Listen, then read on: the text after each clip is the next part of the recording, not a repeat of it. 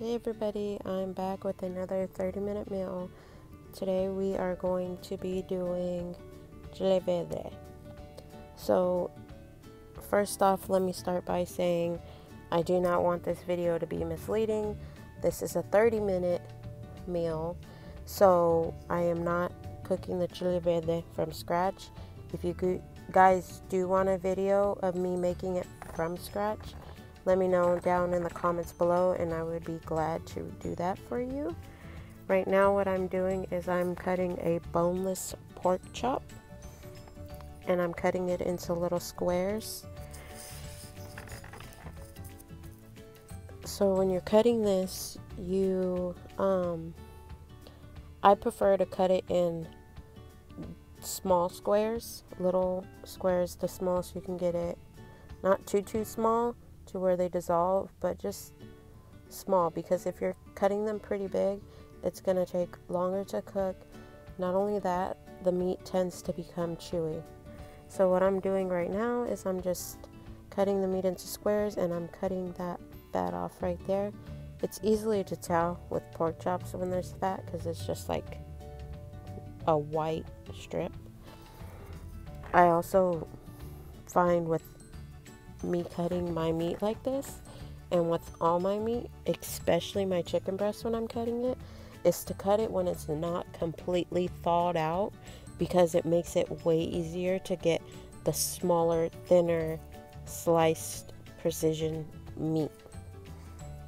As to where if you're cooking or cutting it when it's completely thawed out, your knife tends to slide around a lot. So I just find it a little easier to do it when it's not completely thawed out. It also makes it easier to take the fat off of your meat when it's not completely thawed out. So what I'm going to do is I'm just going to put it in the pot and get it ready to cook. But that's all I'm doing is cutting the meat into small squares. So what I'm getting ready to do right now is blend up the chilies.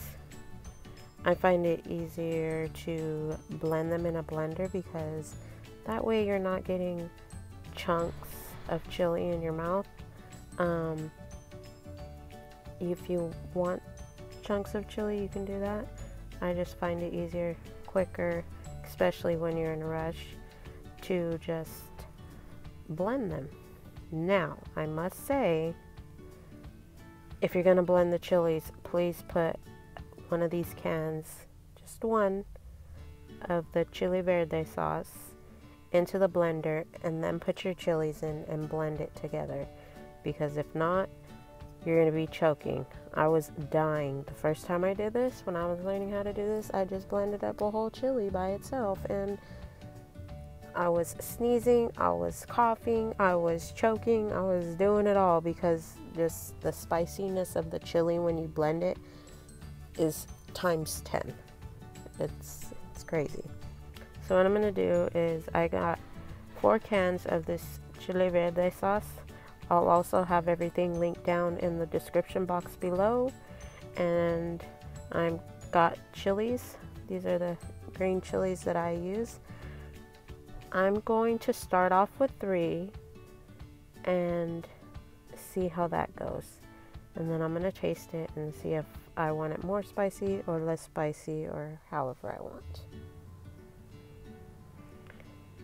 So I'm just cutting the little stem part of the chili off and I'm going to put it in the blender. Just cut that little part off. That's how it should look. But you just cut that stem off, put them in the blender, and that's pretty much it. Again, it's like a quick 30-minute meal. Get 1 can of the chile verde sauce, and then I am going to blend up the chilies until they are finely cut.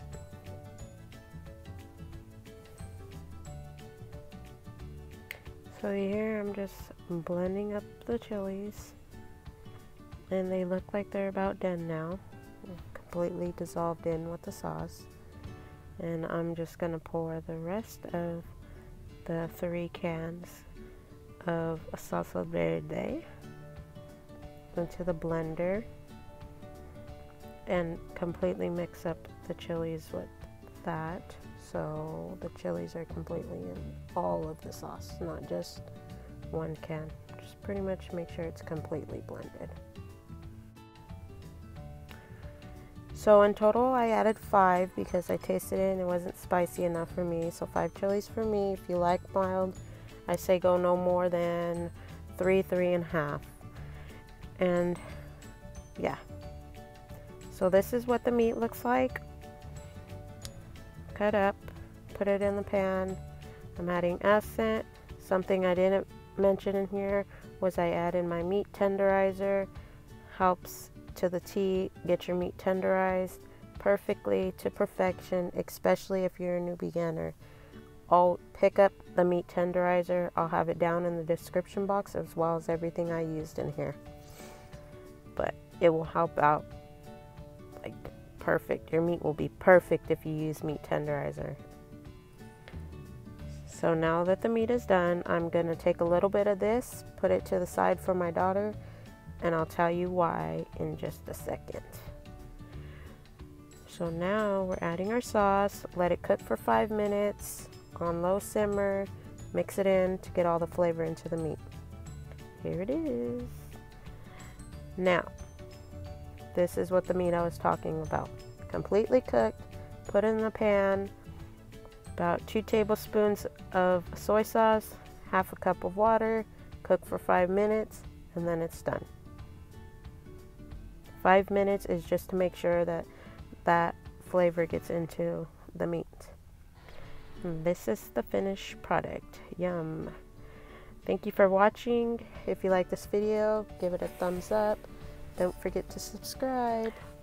Also, if you want to know how I make my rice, go ahead and comment down below and I will do so.